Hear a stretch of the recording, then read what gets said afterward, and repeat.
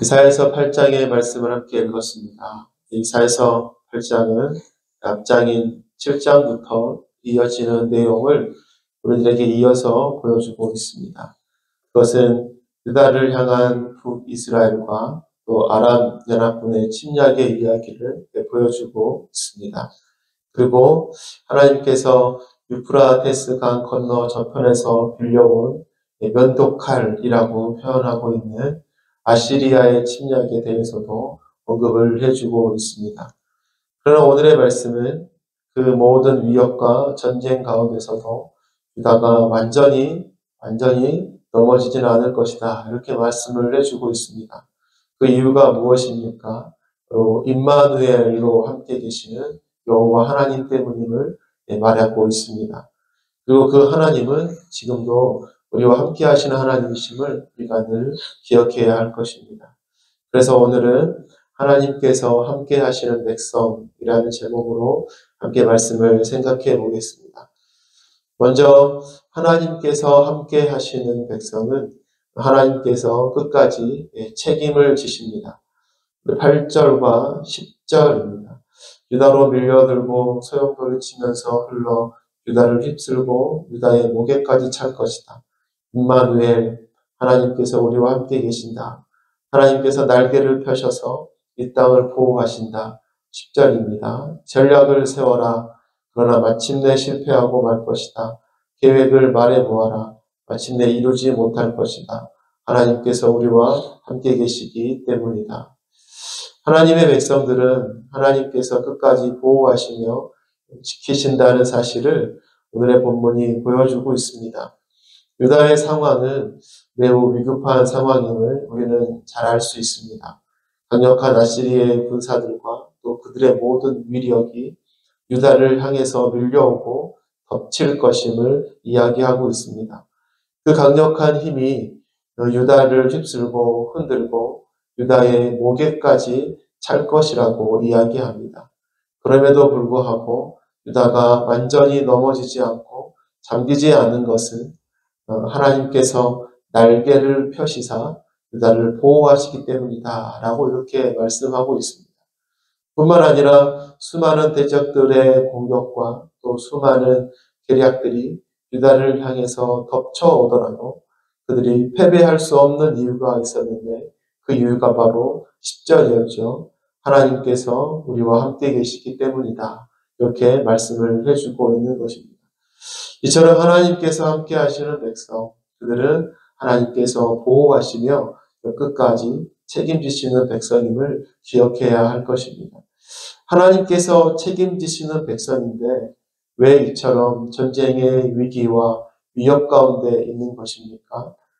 하나님께서 함께 하시는 백성은 무조건 승리하고 무조건 이기고 무조건 위협과 위험이 없는 것을 의미하지 않기 때문입니다. 하나님은 하나님의 백성들이 하나님의 백성다움을 유지하도록 세상에 물들어 타락하지 않도록 끝까지 책임지시는 것입니다. 그러기 위해서 보호도 하시고 그러기 위해서 위기도 허락하시고 그러기 위해서 연단도 허락하신다는 것이 아니겠습니까? 이 하나님께서 지금도 우리와 늘 함께 계시사 저와 여러분들의 삶을 끝까지 책임지고 계심을 우리는 기억해야 할 것입니다. 우리들의 삶이 하나님 앞에 바르고 거룩하고 하나님의 영광을 드러내는 그런 인생이 되도록 때로는 위기도 허락하시고 그 위기 속에서 교훈하시고 그 위기 속에서 보호하시사 우리의 인생이 더욱더 예수님을 닮아가는 인생이 되도록 우리의 인생을 끝까지 책임지신다는 사실을 우리가 기억해야 할 것입니다. 둘째로 하나님께서 함께 하시는 백성은 하나님을 두려워할 줄 알아야 하는 백성입니다. 13절과 14절에 너희는 만군의 주 그분만을 거룩하다고 하여라. 그분만이 너희가 두려워할 분이시고 그분만이 너희가 무서워할 분이시다. 그는 성소도 되시지만 이스라엘의 두 집안에게는 거치는 돌도 되시며 걸리는 바위도 되시며 예루살렘 주민에게는 함정과 올가미도 되신다. 하나님은 이사야를 통해서 이 백성들이 진정으로 두려워해야 할 대상이 누구인지 분명하게 보여주고 있습니다. 바로 여호와 하나님이시죠. 하나님께서 함께 하시는 백성은 그 누구보다 하나님이 어떤 분이신지 제대로 알아야 하는 것입니다. 우리를 지키시고 보호하시고 사랑이 많으신 분이시지만 우리가 하나님의 말씀을 떠나고 세상의 왕들을 쫓아가는 삶을 살아갈 때에 우리에게 거치는 돌이 되시고 걸리는 바위가 되시고 함정과 올가미가 되시기도 하신다라는 것을 기억해야 하는 것이죠. 그렇기에 하나님의 백성들은 어떻게 살아가야 하는 것입니까? 언제나 늘 여호와 하나님의 말씀을 기억하고 여호와 하나님을 의식하면서 살아가야 하는 것입니다. 이렇게 살아가는 사람들에게는 아마도 이런 두 가지의 마음이 있을 것 같습니다. 첫째는 사랑의 하나님을 향한 감사의 마음이겠죠. 우리의 연약함을 아시면서까지 끝까지 사랑하시고 포기하지 않는 사랑의 하나님을 기억할 것입니다. 그리고 두 번째로는 거룩하시고 공의로우신 하나님을 향한 두려운 마음이지 않겠습니까? 우리의 모든 삶을, 우리의 행위를, 마음의 중심을 다 아시고 우리를 마침내 심판하실 그 하나님을 기억해야 하는 것입니다. 정말로 하나님께서 함께 하시는 백성은 이처럼 여호와 하나님을 경외하는 마음, 하나님을 두려워하는 마음이 있어야 하는 것입니다. 이러한 마음이 우리를 위축시키는 것 같지만 이러한 마음이 우리를 더욱더 경건하게 만들어가고 세상과 구별된 거룩한 삶을 살아가도록 인도해 줄 것입니다. 이렇게 점점 하나님의 마음에 합한 사람으로 점점 세워져 가는 우리 모두가 되시기를 바랍니다.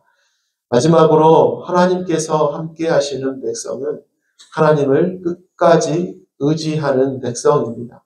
우리 17절 말씀이었습니다. 주님께서 비록 야곱의 집에서 얼굴을 돌리셔도 나는 주님만을 기다리겠다.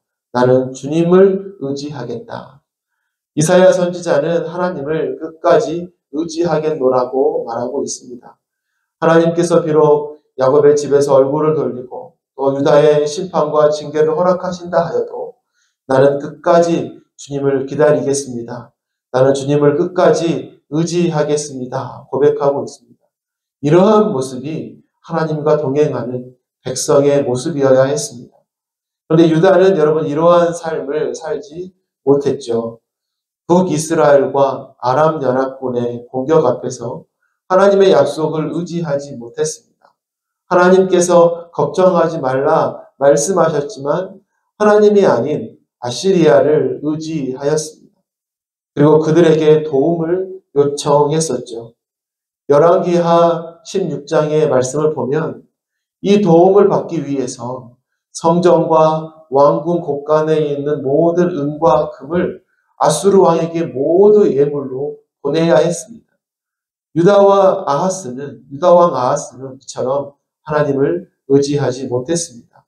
하나님보다 아수르 왕을 더 의지했던 것이죠. 눈에 보이는 힘과 권력, 또 자신의 결정과 노력으로 끌어올 수 있는 힘과 도움을 더 의지했던 것입니다. 그러나 이러한 선택과 결정은 너무나 잘못된 것이었음을 우리는 기억해야 하는 것이죠. 하나님의 백성이 하나님을 의지하지 않는다. 이것이 무슨 의미이겠습니까? 하나님의 말씀을 거역하는 것입니다. 하나님의 영광을 가리는 것입니다. 더 나아가서 하나님의 얼굴에 먹칠하는 것이죠. 하나님께서 함께 하시는 하나님의 백성은 어떤 사람들이어야 합니까? 오늘 본문의 이사야처럼 끝까지 주님을 의지하는 사람이어야 하는 것입니다. 비록 주님께서 내게 얼굴을 돌리시는 것 같은 위기의 순간에도 하나님을 끝까지 의지하는 사람, 여러분 이 사람이 하나님께서 함께 하시는 백성인 것이죠. 저와 여러분의 삶이 이처럼 언제나 하나님만을 끝까지 의지하는 귀한 삶이 되시기를 바라겠습니다. 오늘은 하나님께서 함께 하시는 백성이라는 제목으로 말씀을 나눴습니다. 하나님께서 함께 하시는 백성은 하나님께서 그 삶을 책임지신다고 했습니다. 그리고 하나님께서 함께 하시는 백성은 하나님을 두려워할 줄 알고 언제나 하나님을 의지하는 백성이라고 했습니다.